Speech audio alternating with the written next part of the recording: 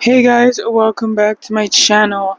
As you guys can tell, the setting is very different. There's probably a little bit more noise than usual. The reason is because I'm on my balcony.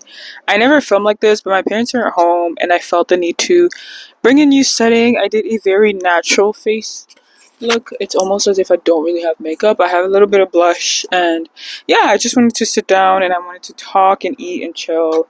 I think I showed you guys this cute water bottle that I got from Home Hardware.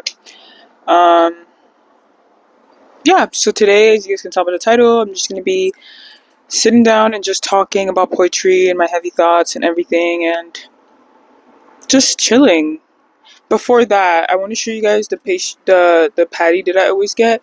This patty is from a bakery that is close to home. There's a mall that's called Parkway Mall, and it's like a good 5 minute drive from where I live. And I always get this patty. It's so good. Um, This patty is amazing. Let me put this so I don't have to struggle while holding this. This patty is so good. It's a spicy patty. It's probably like the third time this week I get this. It's $3 after tax. It's so good, guys. Like, it's delicious and I love it. But today, um, I've honestly been thinking, and I told you guys I took a break from poetry. I stopped writing poetry for about, I would say, 4 to 5 months. Like, I stopped writing poetry. I was going through a lot, but at the same time, I just didn't have the inspiration to get myself to write poetry. So overall, I just stopped. Like, I just didn't feel the motivation to, and I felt like the way I write poetry, it does give an insight to what I'm thinking or what I'm feeling mentally, and I didn't want to give the opportunity for people to understand what I was going through mentally. Um, so I just stopped writing overall. I stopped feeling inspired. I stopped giving it my all, and it was hard because poetry is part of my identity. So not being able to find a refuge in poetry when I'm going through things or when I feel like I don't know how to deal with things was difficult. I told myself that I wouldn't force that myself out of a writer's block. I would write when I feel like, like when I feel like writing. And if I were to go within the next year without writing, so be it.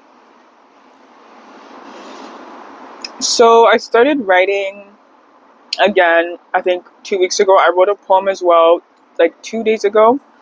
And one of the first one that I wrote back from this brightest block and this break was about femininity.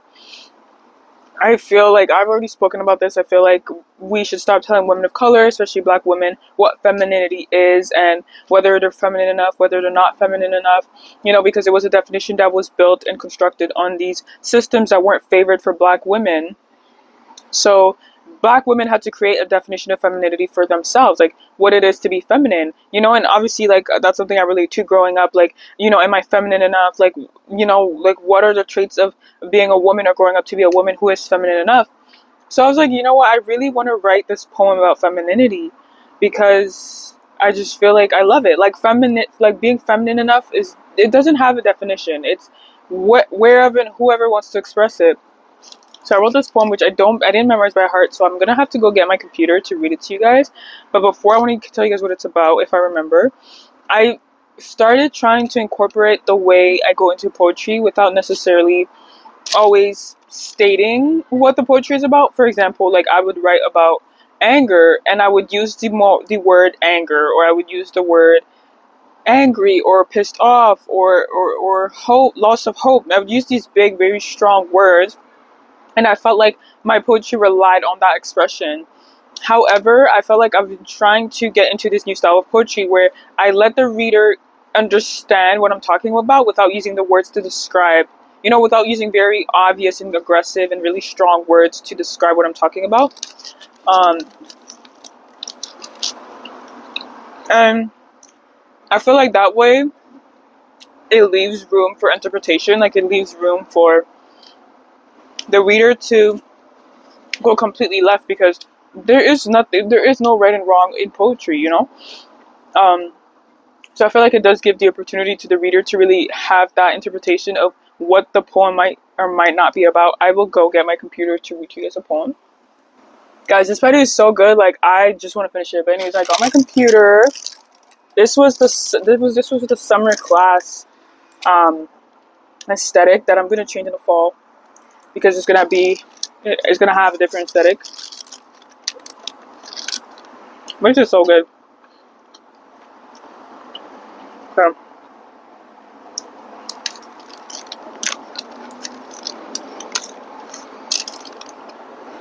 Y'all give me a sec. I'm gonna. I just need to eat. You know. I ate lunch today at like 4 p.m. and then my parents sent me on some errands. So right after I ate, I went on the errands, and the mall. I told you guys to have this. I was like, okay, I'm gonna keep this for later tonight. It's 6 p.m. 6:58.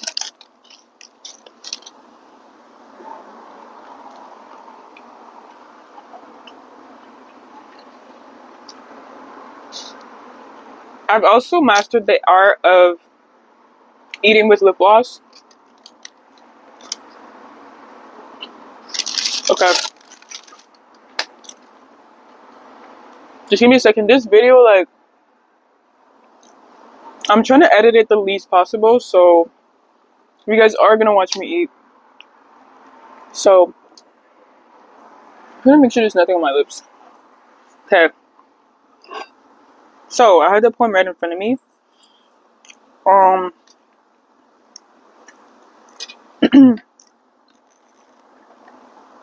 I gave the poem a title, but I usually don't. I don't really care to give my poem titles, but I'll read it to you guys. A familiar touch teasing the surface of my skin, an unknown that I have yet to discover. The feeling walking among us, quietly calling, hungry to be expressed. It displays itself through clothing and beauty, seeps in the crevices, fighting a hidden urge, often felt from the lips to the toes. It softly lays there on a woman's lap. So this is the poem I wrote about femininity. I didn't go back and recorrect from the little words and everything. I didn't really edit it, but I was still proud of the poem. I still really appreciate it, and I liked it, especially like it was my first poem back. You know, I wanted to read a poem through the lens of how I saw femininity, without having to use the word feminine or femininity, you know? And if somebody reads that, there's interpretation for different, different definitions. There's interpretation for beauty, femininity, sensuality, expression, women's expression. There's different, that's what I like about the style of poetry, because there's different ways that a reader can read this and just interpret it in a different way, you know, without me having to use the words to describe the feeling that I want to describe. But yeah, so that was my style of poetry. I did write another poem. The poem is about, it's right here. I kind of forgot what it's about. I wrote a second poem. The poem is about uncertainty. It's really hard for me to, and that brings me to my next topic. It's really hard for me to deal with things in life without knowing what comes next, or without having a control of understanding what comes next. And obviously a lot of it is part of like the way I was raised and trauma, but there's only so much, or to a point where you can blame trauma. I am actively trying to work on it, but trying to navigate through different events of my life without knowing what comes next, or without having a certainty or a prediction of what comes next, has been really difficult for me. And I'm trying to adjust myself and trying to find comfortability with the uncertainty. I'm trying to build that sense of being comfortable, being happy, being joyful with the fact that it's uncertain. Like, you don't know. It's maybe a yes, it's maybe a no. You just don't know. We just don't have any idea. So that's what I've been That's the poem that I wrote about. I wrote about what uncertainty feels like and how it affects me. Um, and honestly, I've been thinking a lot, and it's been really consuming. It's been really mentally draining. When I get nervous, I don't know how to control the way I get nervous. It gets to the point where it becomes harmful for me, and I'm still trying to understand myself and control this. Um, I get in my head. I get insecure. You know, I project. I get really, really, really negative on myself. So I'm still trying to, and every time I tell myself, I'm making efforts and I can see efforts in my life, and then something else happens, and then it's kind of like square zero, because I see how much progress I've made, but I also see how much more consuming and how much more mentally draining I become to myself. So lately I've been thinking it's been really, really mentally consuming for me. However, in these past couple days it's been much better for me. It all leads back to track. I just don't want to spend this entire video talking about track again. But um, these past couple days it's been much better. I have um, tried to reconnect again with God and tried to speak to Him and pray to Him and open up a little. It's been feeling a little bit better. And I feel like where I find uncertainty, I can turn around and find certainty in God, because God does let His children know that we can confide in Him all the time and we can always speak to Him. So that feeling of certainty does bring me at ease a little bit. But yeah, I'm still trying to be able to navigate my life and navigate my thoughts and navigate the new things I'm experiencing without it always becoming a negative experience.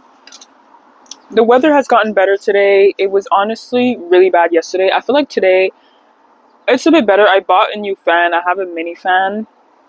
I have two mini fans now. I have one that's purple, and then I have another one that's like white that I just bought today when I went to Parkway Mall, because I feel like the purple one was not strong enough. The white one is stronger, so I bought that one. And yeah, it's been better. I honestly like the weather, but these past couple of days it's just been so hot. It's not survivable. If you asked me what my favorite season was, I would tell you, I would be lying to you, because I would keep switching up. I like every season, but I feel like if I had to pick based on the vibe that I prefer, I would say fall, just because I feel like fall reminds me of poetry a little bit, and I love poetry. Um, I feel like fall in Toronto, like fall in Canada, is just borderline winter. But I feel like if you're in a proper country with properly regulated seasons, fall is like a proper amount of. It's cold enough for you to get a proper jacket and maybe a scarf, but it's not cold enough for you to get your gloves out. You know what I mean? So I like fall. I like the different types of chais that Starbucks offers when fall comes around, the different like activities, and then there's Halloween around, and then you can do a bunch of activities. So I think I like fall. Um, Aesthetic. I think I like fall. Um, hmm. One of my one of the things that I like to do a lot is walk to the park and talk to myself. But the way I talk to myself, I kind of whisper to myself. I'm not like super loud or anything. I feel like this summer I have learned a lot of things. I feel like I've definitely grown mentally. Um, I had to learn a lot of lessons the hard way. My older sister was telling me the other day that um, sometimes you go through experiences and sometimes you have plans of the way you want things to happen and the way you want experiences to happen and the way you imagine for people to be in your life. But sometimes these people aren't in your life to stay in your life. They're in your life to teach you a lesson. Not purposely, but they're in your life for you to learn a lesson, kind of. and for you to grow as an individual. For example, like sometimes you see a friend that you think, oh my gosh, like that's gonna be my best friend for the rest of my life, and then that friend actually taught you how to maybe speak without screaming. Maybe like you guys have gone through so many things together that indirectly you've learned how to speak up without necessarily raising your voice, right? And the thing I was telling her about my summer track coach, she was telling me, okay, like it didn't go the way you imagined, and it didn't go, the experience didn't necessarily go the way you wanted it to go for you to achieve your goals. However, you've learned how to navigate situations without projecting your anger, without anger being the first response to situations for you. You learned how to practice patience. Patience is something that I lack genuinely. But she told me, somebody's smoking right now and it's actually pissing me off because I can just smell everything. Like it's coming to me. My lungs are healthy, baby, and I'm not trying to smell all that. Respectfully. But yeah, she was saying like you've learned how to practice so much patience since you started. So yeah, sometimes like people are in your life, like you do have this plan and they're like, that person is gonna remain in my life. And then that person is just there to teach you a lesson. And then they're never there again. Um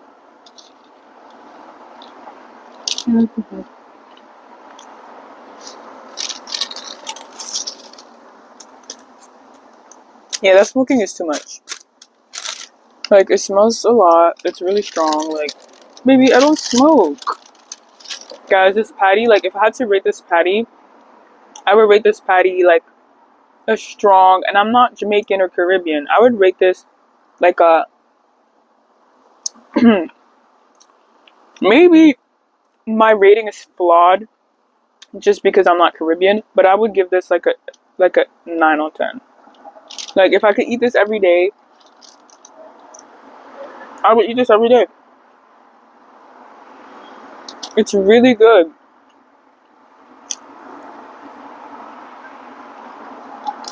My favorite candies have been the Skittle gummies. I put everybody in this house on. It was so good. Um, you guys should buy it, eat it. Let me know what y'all think.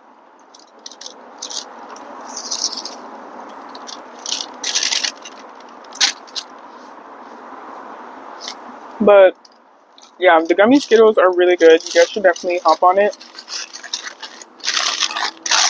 It's delicious. I was thinking of taking off my hair today, but I would have had my hair for 2 weeks. And doing your own hair is like it's actually costly. Like yes, you're saving more money than if you were to go to the salon, but you're still spending money.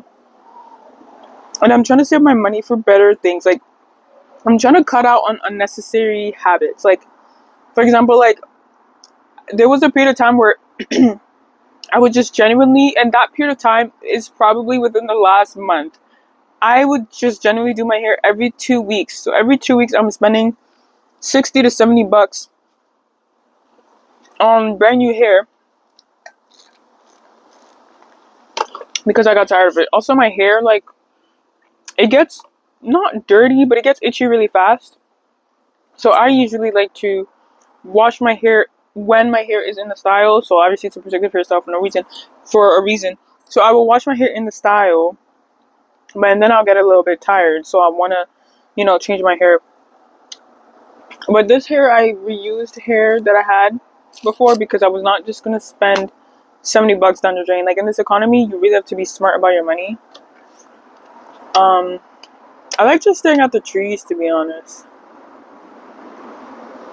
Yeah, just looking at the clouds and stuff. And the air here is fresher than whatever's inside there. So I haven't cooked in a long time. I have baked a little bit more recently. The thing about me is that I can bake. I make a lot of things. However, I prefer, I think, cooking. Um, should we make an apple crumble together? Because I realized there's apples in the house. Guys, before we start, I genuinely, in terms of cookies and brownies, I would never make them right. Recently, I've been practicing. This might have no link, but I've been practicing my patience, and I've been actually like paying attention to the portion sizes, and I have made successful brownies and cookies, and my siblings love it. My parents love it. So yeah, but I want to make an apple crumble because I want a dessert tonight. This wasn't lunch, by the way.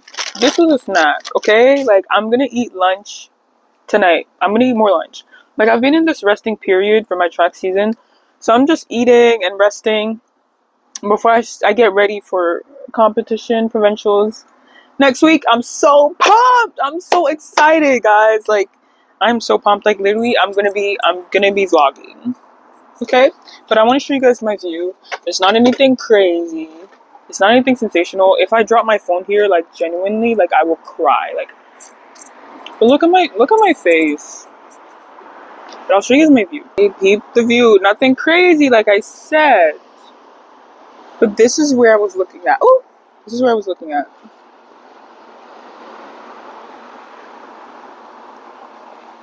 Okay, so I'll literally see you guys once I'm inside. We're gonna make an apple crumble together. Alright guys, I'm back inside. So we do have a couple apples. I'm trying to think if I'm gonna make apple crumble for myself, which in this house would be an issue. So I just might as well make an apple crumble for everyone. I honestly don't want to peel apples right now, but I think it's just best for me to just peel those apples. And I better hurry up before my parents come, because if they come, like, I'm not gonna be able to vlog. So I just heard a car. Let me double check. False alarm. So we have a bowl right here. I love this big bowl for no reason. Even if the apples are too small for this bowl, I'll use it. So we have 1, 2, 3, 4, 5, 6 apples. The beautiful apples, which we're gonna rinse. I'm pretty sure they've already been washed. We're just gonna rinse it, just double check. And I could just talk about life while I'm doing this. I'm not the greatest person at multitasking, but we can try our best. Shoot. So far in the summer, I've just been working, trying to stack as much as I can before school starts. I think that's the smart thing to do, right? Trying to save as much money as you can before school starts. Getting back into school, fall, I'm super pumped. I'm super excited. I've already put my classes into my enrollment cart. If you're at the University of Toronto, you know for a fact that because each student is given a date based on there's a general date for a student depending on whether you're first, second, or third year. But there's a time at which you have to be on the portal to get in your classes, and everybody's at the portal at the same time because everybody wants to get in their classes. And this is the first apple peeled. And obviously, like, since everybody's on the portal and everybody wants to, the portal sometimes starts glitching and stops working. So it may let maybe 100 students at the same time get into their classes, and for everybody else, the portal just stops working. And then people are reloading and people are stressing to get in their classes. And by the time the portal unfreezes, your spot is gone for that class. Obviously, most classes, they always say that, but usually it doesn't happen. But most classes, these spots are given to priority students that are doing like majors, or like students within that need that class for their degree. But if it's like a class that's usually like used as an elective, it's just first come, first serve. I'm doing a couple minors and stuff, so I'm planning to focus on a couple classes for that during the year. The classes I'm taking, like, usually there's not a lot of people who take it anyways, so for that I'm still going to be there on time. There's one lab class, bio class that I'm taking that a lot of students are taking, so that I'm going to have to be careful. You know what's crazy? I used to not know what the dates used to be for. Like, last year I didn't think it was like serious, and then first year I had no idea what was going on. So I would come like 2 weeks after the date and get in my classes, and I usually got lucky with my classes. I was usually able to get in, or I would get the worst spots for the class. Like, I would get a time that was crappy, but I honestly got lucky too many times. This year, I'm on the program and I know what's going on, so I will definitely be ready for the class. I will be absolutely ready on time, ready that day to get into my class. That day I also don't work, so my morning will be free for me to get into that class. I'm super pumped and super excited. Honestly, I like my schedule. My classes should end all by 12 p.m. every single day. There is a couple of days where I have a lab that extends it to maybe 3, but they're alternating, so most weeks I won't. I'm so pumped. I don't know if anybody has this thing, but sometimes when you bake or you cook food, like you just don't want to eat it anymore. That happens to me. Like when I would make cookies and brownies, like I just wouldn't want to eat it anymore. Like I just didn't eat it. I don't know. I don't know why that happens. I don't know if that's a typical thing, but I love apple crumbles. They're so easy to make. It's so cheap to make. It's easy to make. Like you really need 3 guys. The cheap way to make apple crumbles. Don't listen to these people on TikTok who tell you need this. No. You really just need apples. You need oatmeal and you need flour. You need sugar. Okay, well, you kind of need a lot of shit. Wait.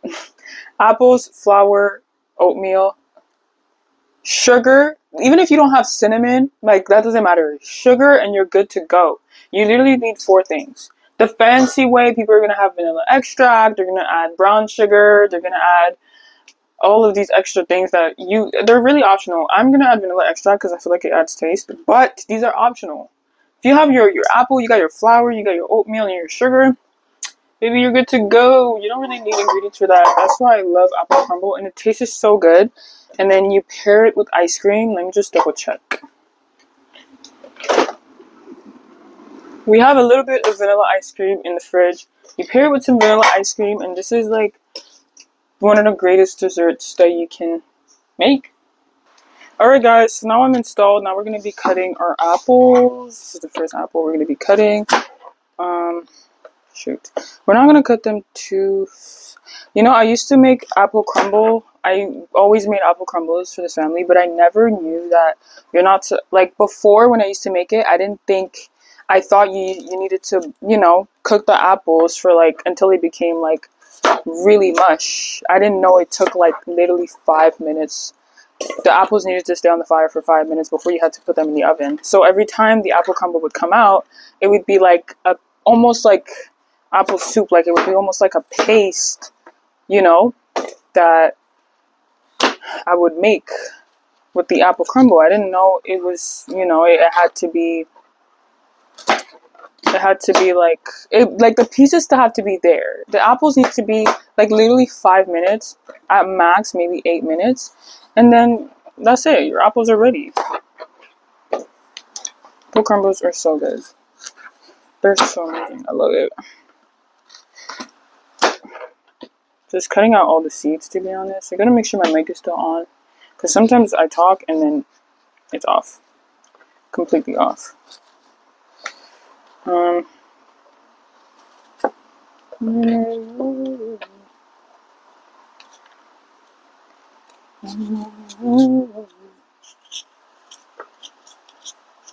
my gosh. Oh my gosh.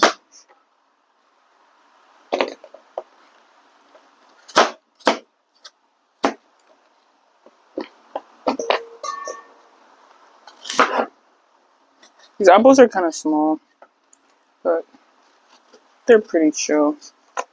Pretty chill.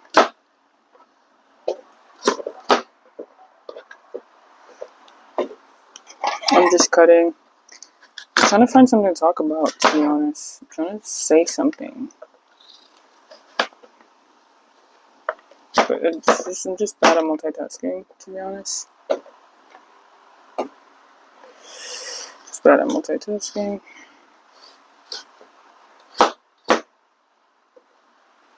These are my apples so far. I want to show you guys how it looks like. Trying to be aesthetic, Trying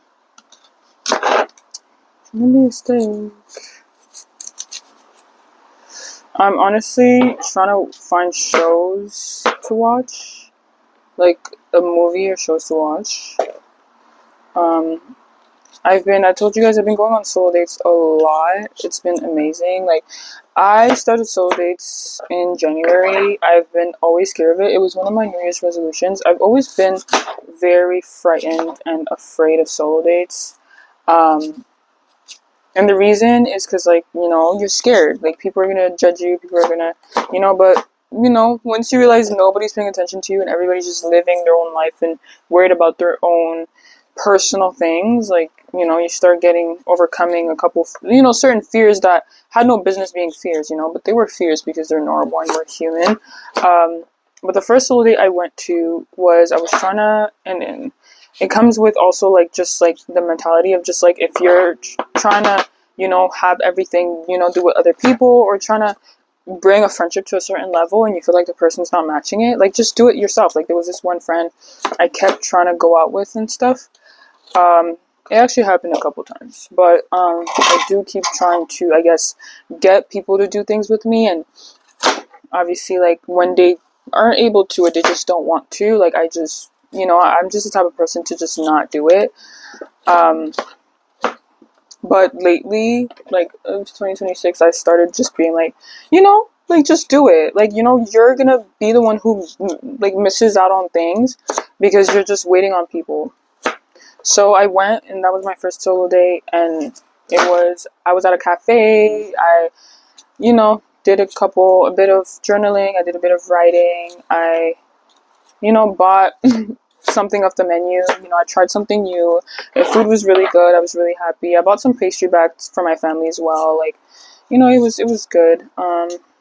And then I was so busy on school and work that I didn't have the time to do a solo date until school ended. So right after, where was it? Right after April, I went on solo dates like every single week. When my track season started, it's been a bit hard for me to go on solo dates or just go out in general because, you're competing at this high intensity, and then the time that you have off in between those competitions, your body needs to rest, right?